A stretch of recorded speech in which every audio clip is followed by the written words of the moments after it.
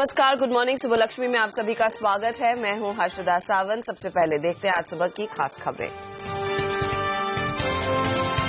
Asia के बाजारों से मिले जुले संकेत ने कई % ऊपर, लेकिन कॉस्पी में दिखा दबाव। एसजीएक्स निफ्टी में हल्की गिरावट के साथ कारोबार।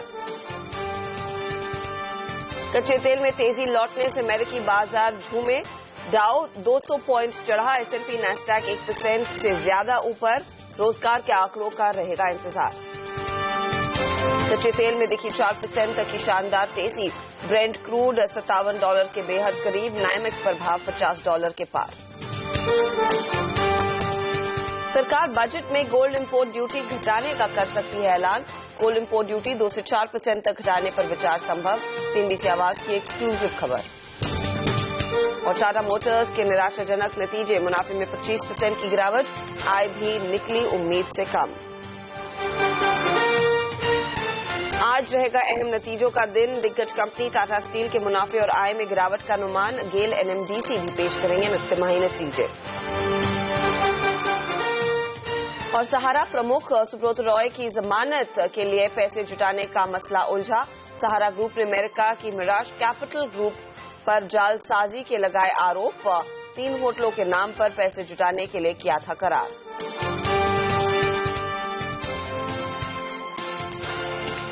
और एसजीएक्स निफ्टी आज हल्की सी नरमी के साथ कारोबार करता हुआ दिखाई दिया है। एशियाई बाजार में हमने देखा एक बेहद मिला जुला सा कारोबार है।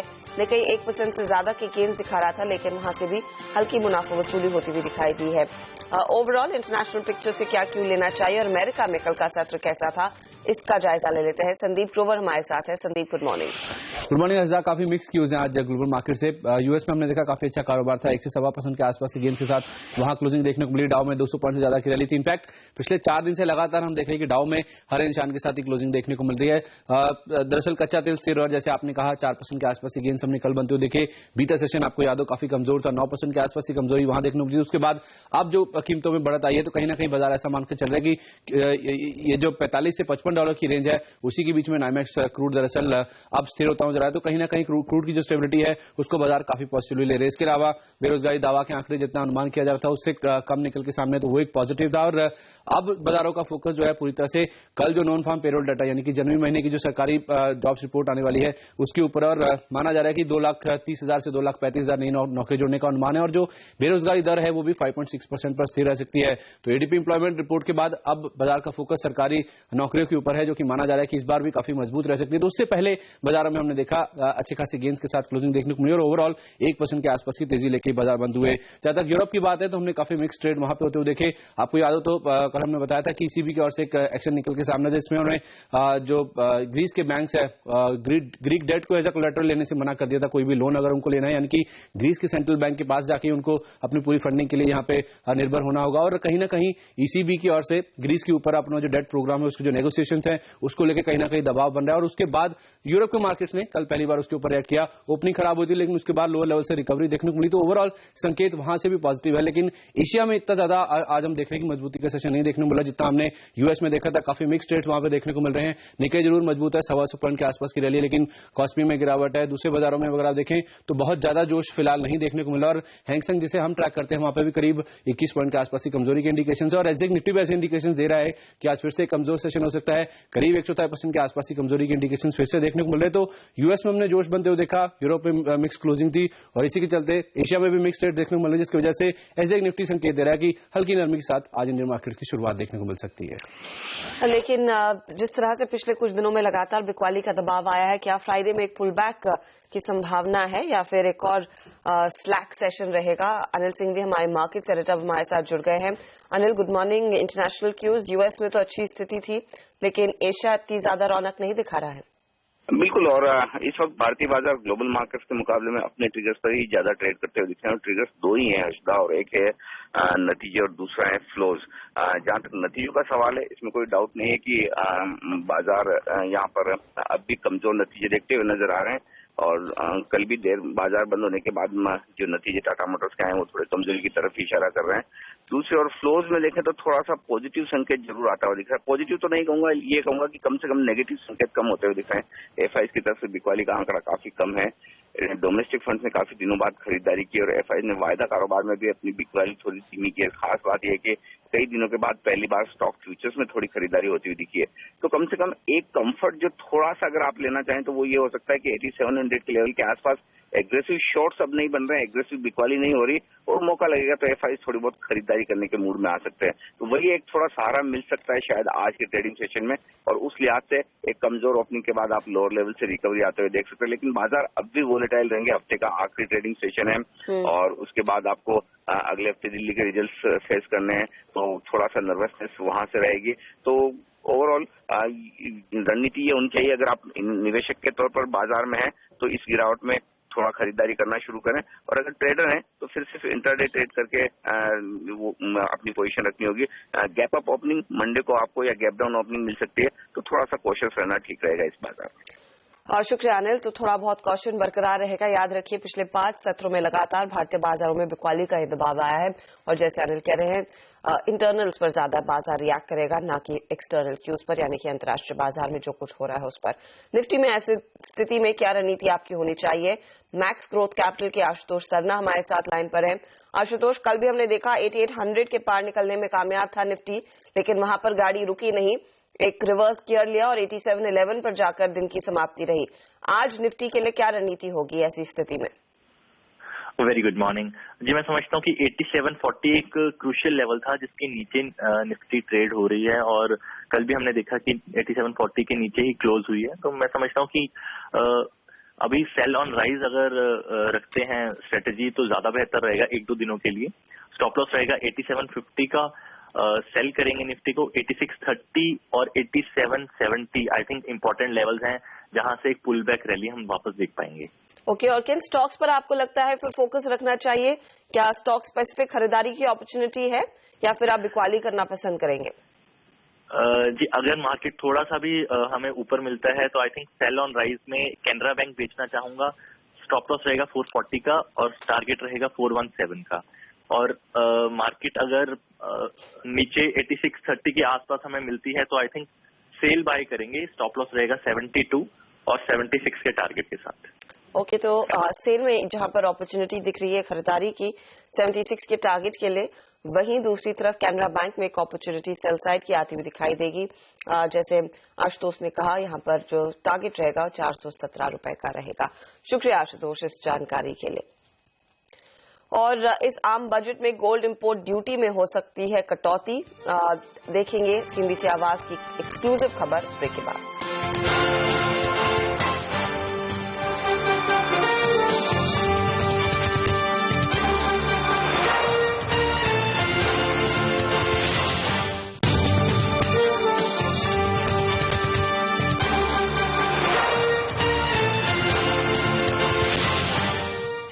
आप देख रहे हैं सुबह लक्ष्मी सीएनबीसी आवाज पर, और अब हमारी एक्सक्लूसिव खबर की बारी है। हमें ये जानकारी मिली है कि इस बार आम और रेल बजट में पीएमओ खासी दिलचस्पी दिखा रहा है। साथ ही वित्त मंत्री बजट में गोल्ड पर इंपोर्ट ड्यूटी भी घटा सकते हैं। ज्यादा जानकारी के लिए चलते हैं हमारे ब्यूरो चीफ लक्ष्मण रॉय के पास। लक्ष्मण, क्या है डिटेल्स? देखिए, गोल्ड पर इंपोर्ट ड्यूटी को लेकर जो हमें सूत्रों से जानकारी मिली है उसके मुताबिक सरकार इस बजट में गोल्ड पर इंपोर्ट ड्यूटी घटाने का फैसला कर सकती है, उसका ऐलान कर सकती है। गोल्ड पर इंपोर्ट ड्यूटी कितनी घटाई जाए इसको लेकर अभी विचार किया जा रहा है। सूत्र हमें बता रहे हैं इसमें 2 विकल्प है। एक विकल्प यह है कि शुरू के दौर में सिर्फ 2% की इंपोर्ट ड्यूटी घटाई जाए, यानी 10% से इंपोर्ट ड्यूटी घटाकर 8% कर दी जाए। दूसरा विकल्प यह है कि एक ही साथ 4% की ड्यूटी घटाई जाए और गोल्ड पर इंपोर्ट ड्यूटी 10% से घटाकर 6% कर दी जाए। हालांकि जो उद्योग मंत्रालय के हमें सूत्रों से जानकारी मिली है उसके मुताबिक उद्योग मंत्रालय ने सिफारिश की है 2% कटौती की, लेकिन उसे उम्मीद है कि वित्त मंत्रालय इस बार 4% की कटौती करेगा। आखिरकार गोल्ड इंपोर्ट पर ड्यूटी घटाने के पीछे वजह जो है वो काफी अहम है। सबसे बड़ी वजह तो यह है कि जब गोल्ड पर इंपोर्ट ड्यूटी बढ़ाई गई थी 2% से बढ़ाकर धीरे धीरे 10% तक की गई थी, उसके पीछे वजह थी कि वहां पर बेतहाशा गोल्ड इंपोर्ट बढ़ रहा था। लेकिन अब यह वजह खत्म हो गई है, गोल्ड इंपोर्ट में गिरावट देखने को मिल रही है और दिसंबर के महीने में गोल्ड इंपोर्ट सिर्फ 39 टन हुआ, जो कि नवंबर के 152 टन के मुकाबले 1/4 से भी कम था।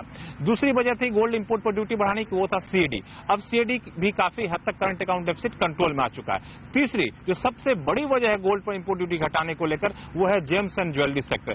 जेम्स एंड ज्वेलरी सेक्टर वही सेक्टर है जो कि मेक इन इंडिया के तहत सरकार जिन 25 सेक्टर को बढ़ावा देना चाहती है उसमें से एक सेक्टर है, जहां पे 3.5 मिलियन का जॉब मिलता है। सरकार इसको और बढ़ाना चाहती है, लेकिन इंपोर्ट ड्यूटी ज्यादा होने की वजह से gold James and jewellery sector को काफी निराशा हो रही है, काफी दिक्कत हो रही है। तो सरकार इस सेक्टर को बढ़ावा देना चाहती है। यही वजह है कि सरकार गोल्ड इंपोर्ट पर ड्यूटी घटाने पर गंभीरता से विचार कर रही है। जी।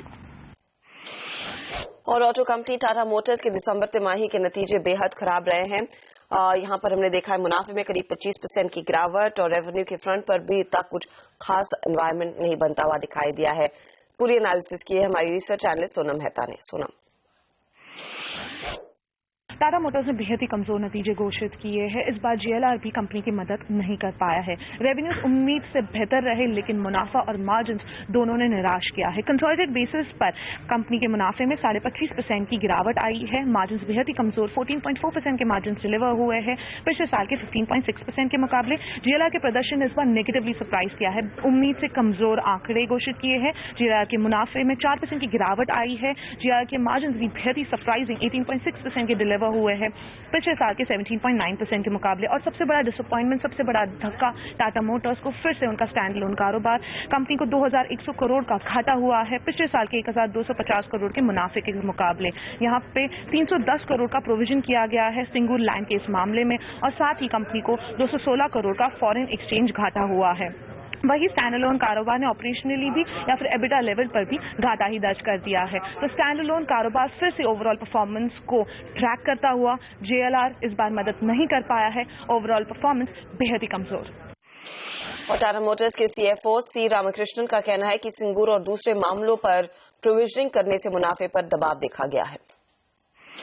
Financial numbers, you need to take into account some of the additional provisions we have made in this quarter, not small sums.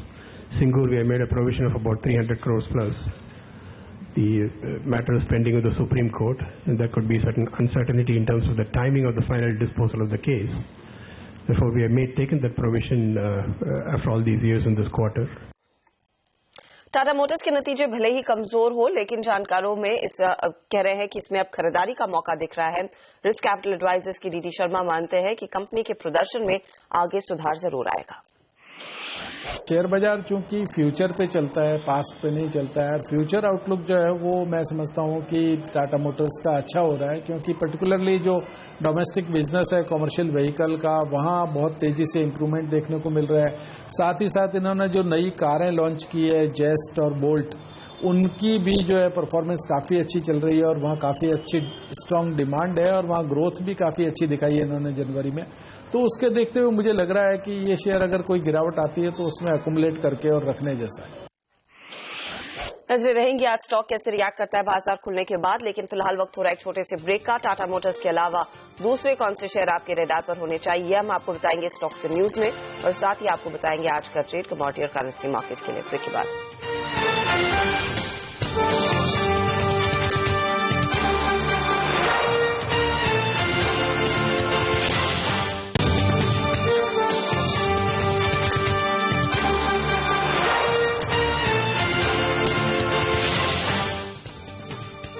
और किन स्टॉक्स पर आज आपकी नजर होनी चाहिए जहां पर खबरों का इम्पैक्ट रहेगा, इसका चेक ले लेते हैं। हमारे साथ हमारी रिसर्च एनालिस्ट पूजा त्रिपाठी।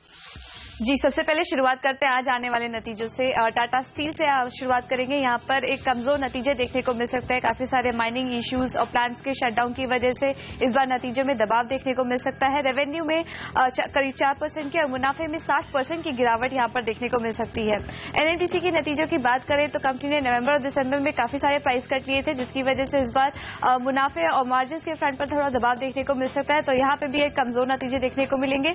और गेल के नतीजों की बात करें तो यहाँ पर भी quarter on quarter result compare करना ज्यादा मीनिंगफुल होगा।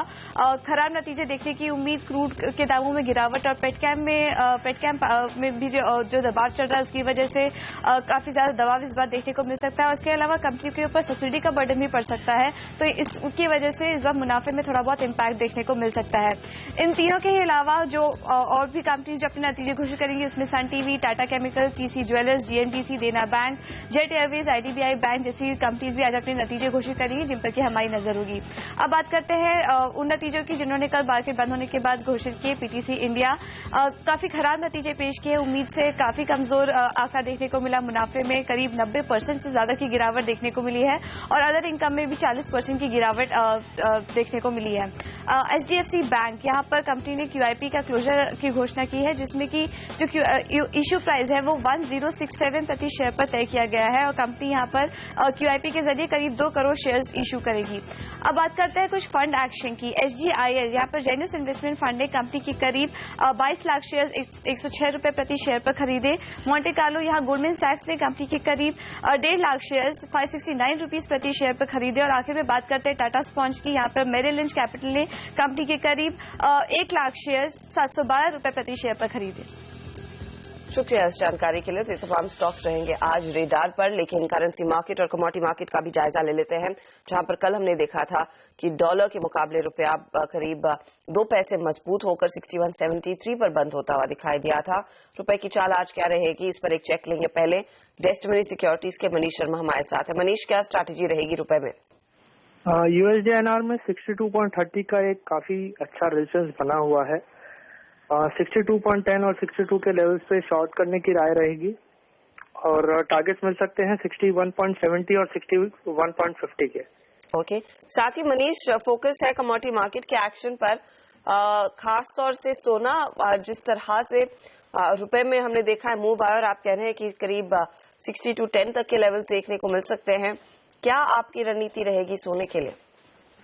गोल्ड में अगर हम इंटरनेशनली बात करें तो 1205, 1220 के बाद हमने ब्रेकआउट देखा था, जो कि 1300 तक के रैली हमने देखी थी $70-80 की।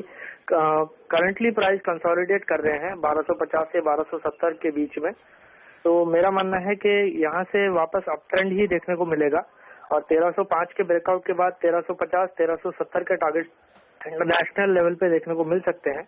तो करंट लेवल पे मैं बाय करने की सलाह करूंगा। 27,250 200 के लेवल से आप बाई पोजीशन बनाइए।